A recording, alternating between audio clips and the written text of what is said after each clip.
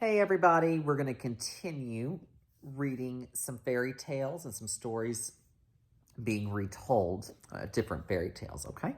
And this one is called The Frog Prince Continued. A story by John Cizes, hard name, not even going to try and pronounce it. Paintings by Steve Johnson.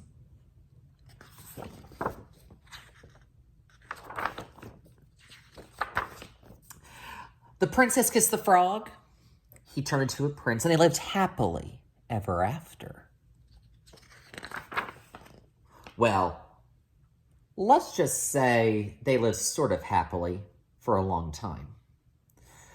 Okay, they weren't so happy. In fact, they were miserable. Stop sticking your tongue out like that, nagged the princess. How come you never want to go down to the pond anymore, whined the prince. The prince and princess were so unhappy. They didn't know what to do. I would prefer that you not hop around on the furniture, said the princess. And it might be nice if you got out of the castle once in a while to slay a dragon or giant or whatever. The prince didn't feel like going out and slaying anything. He just felt like running away. But then he reread his book, and it said right there at the end of his story, they lived happily ever after. The end. So he stayed in the castle and drove the princess crazy. Then one day the princess threw a perfectly awful fit.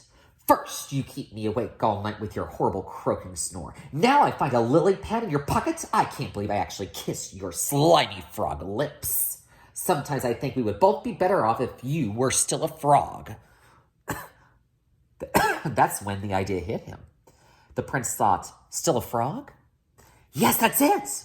And he ran off into the forest looking for a witch who could turn him back into a frog.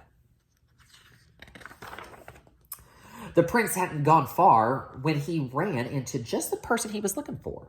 Miss Witch, excuse me, Miss Witch, I wonder if you could help me.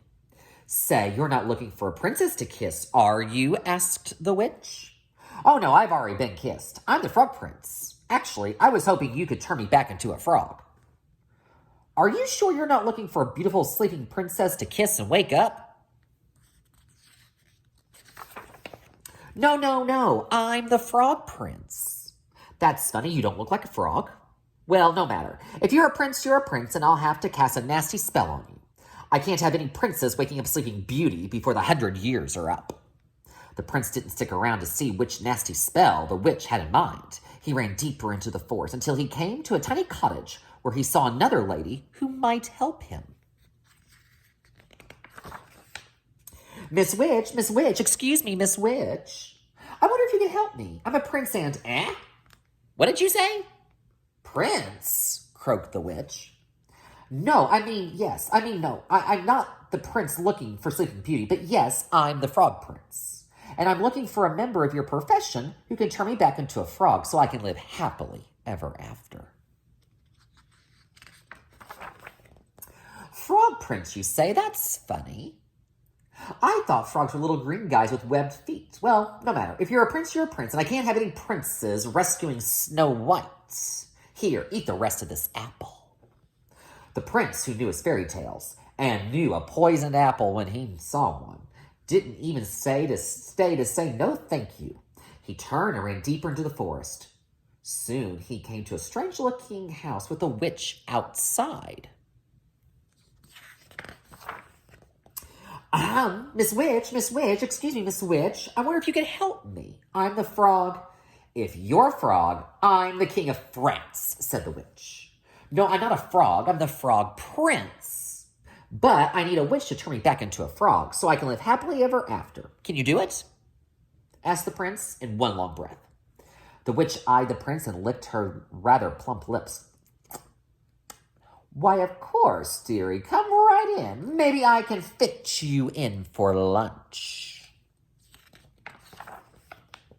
The prince stopped on the slightly gummy steps. Something about this house seemed very familiar. He broke off a corner of the windowsill and tasted it. Gingerbread. I hope you don't mind my asking, Miss Witch, but do you happen to know of any children by the name of Hansel and Gretel? Why, yes, Prince Darling, I do. I'm expecting them for dinner. The prince, who, as we said before, knew his fairy tales, ran as fast as he could deeper into the forest. Soon, he was completely lost. He saw something standing next to the tree. The prince walked up to her, hoping she wasn't a witch, for he quite had his fill of witches. "Madam, I am the Frog Prince. Could you help me?" "Gosh, do you need it?" said the fairy godmother. "You are the worst-looking frog I've ever seen." "I'm not a frog. I am the Frog Prince," said the prince, getting a little annoyed. "And I need someone to turn me back into a frog so I can live happily ever after." "Well, I'm on my way to see a girl in the village about to go to a ball, but I suppose I could give it a try. I've never done frogs before, you know." And with that, the fairy godmother waved her magic wand and turned the prince into a beautiful carriage. The prince couldn't believe his rotten luck. The sun went down, the forest got spookier, and the prince became more and more frightened. "Oh, what an idiot I've been. I could be sitting at home with the princess, living happily ever after, but instead I'm stuck here in the middle of this stupid forest, turned into a stupid carriage. Now I'll probably just rot and fall apart and live unhappily ever after." The prince thought these terrible, frightening kinds of thoughts, and a few worse, too awful to tell, until far away in the village, the clock struck midnight. The carriage instantly turned back into his former prince self and ran by the light of the moon until he was safe inside his own castle. "Where have you been? I've been worried sick." "You're 7 hours late. Your dinner is cold. Your clothes are a mess." The prince looked at the princess who had believed him when no one else in the world had. The princess who had actually kissed his slimy frog lips. The princess who loved him. The prince kissed the princess. They both turned into frogs. And they hopped off happily ever after. The end.